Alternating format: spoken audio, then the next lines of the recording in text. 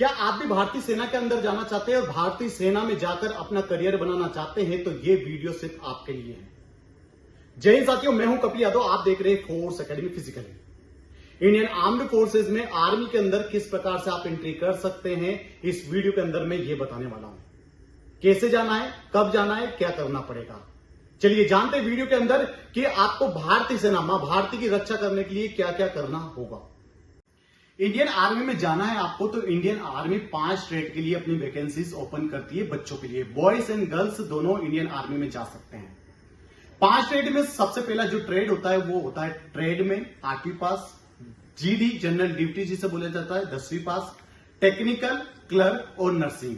5 trades के अंदर आप इंडियन आर्मी ज्वाइन कर सकते हैं। अगर मैं एजुकेशन क्वालिफिकेशन की बात करूं तो ट्रेड में इनके अंदर मात्र 8वीं पास चाहिए। जो बच्चा 8वीं पास है वो इंडियन आर्मी का हिस्सा बन सकता है। अब इंडियन आर्मी के अंदर क्या एज चाहिए? Dear student, Indian army Agniveer के अंदर आता है जिसमें लास्ट ईयर कुछ परिवर्तन हुए थे। उस परिवर्तन को मैं बता देता हूं। इसकी उम्र 2 साल घटा दी गई। अब ट्रेडमैन की उम्र जो होती है 17.5 साल से लेकर 21 साल है।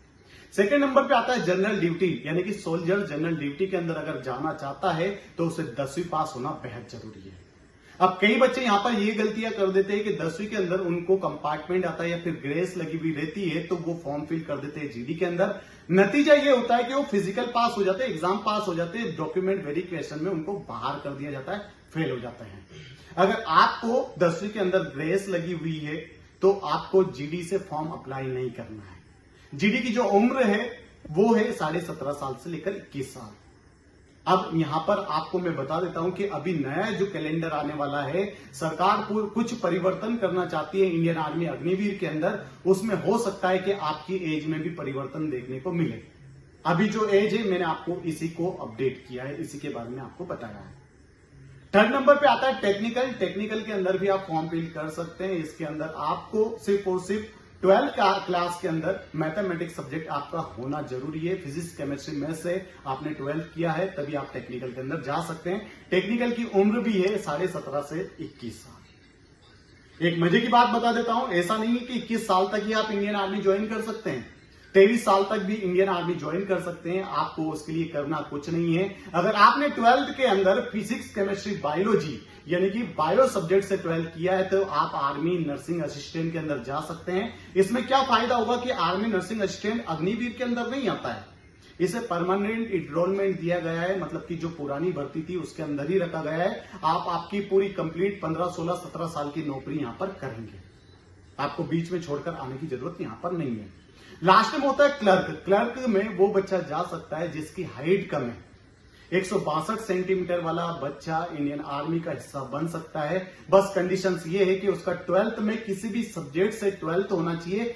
ओवरऑल जो परसेंटेज होने चाहिए वो 50% होना चाहिए। सिर्फ एक सब्जेक्ट के अंदर, इंग्लिश सब्जेक्ट के अंदर उसका 50% नंबर होना जरूरी है, तभी वो क्लर्क के अंदर जा सकता है। जिस भाई बंधु की हाइट कम है वो क्लर्क के अंदर फॉर्म अप्लाई कर सकता है।